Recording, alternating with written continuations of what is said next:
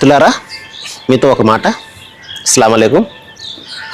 మనము గత ఎపిసోడ్లో దైవం అన్న అస్తిత్వం అసలు ఉన్నాడా అన్న దాని గురించి 2 ఉదాహరణలు చెప్పుకున్నాము. ఈ సృష్టిలో సమతుల్యత, క్రమబద్ధత, నియమబద్ధత, అదేవిధంగా మానవ శరీర నిర్మాణము. అయితే దైవాన్ని మనం సృష్టికర్త అంటాము, లేకపోతే రకరకాల పేర్లతో పిలుస్తాము.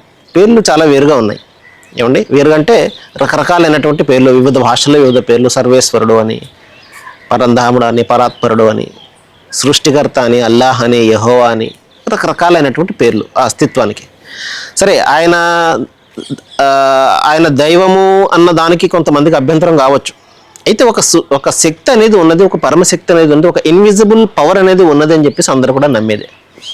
అయితే ఆ పవర్ ఎంతమంది అన్న ప్రశ్న వచ్చినప్పుడు ఒకసారి మనం మనసు పెట్టి ఆలోచన చేసినట్లయితే మానవ శరీర నిర్మాణాన్ని ఒక్కసారి మనం పరిశీలన చేసిన, మనిషి యొక్క అతని తత్వాన్ని ఒకసారి మనం పరిశీలన చేసిన, పైనుండి కురిసే ఈ ఏవైతే అనుగ్రహాలు, వాన రూపంలో ఎండ, ఇవన్నీ ఒక్కసారి పరిశీలన చేసిన, దీని వెనుక ఒక్క శక్తి మాత్రమే ఉన్నది అని చెప్పేసి చాలా స్పష్టంగా మనకు అర్థమవుతుంది.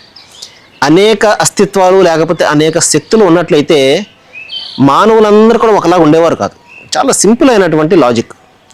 రకరకాలైనటువంటి సృష్టికర్తలు మనిషికి ఉన్నట్లయితే ప్రపంచంలో మానవులందరూ రకరకాలుగా ఉండేవారు.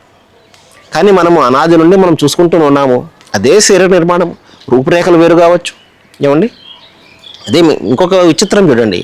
ప్రపంచంలో మానవులందరూ ఒకే శరీర నిర్మాణాన్ని కలిగి ఉన్నా ఒకరి వేలిముద్రలు ఒకరికి సరికావు, ఒకరి ఐబాల్స్ మరొకరికి సరికావు, ఈ కనుగుడ్లు ఏవైతే ఉన్నాయో. సో అంచే చూడండి, భిన్నత్వంలో ఏకత్వం ఉంది, ఏకత్వంలో భిన్నత్వం కూడా ఉన్నది.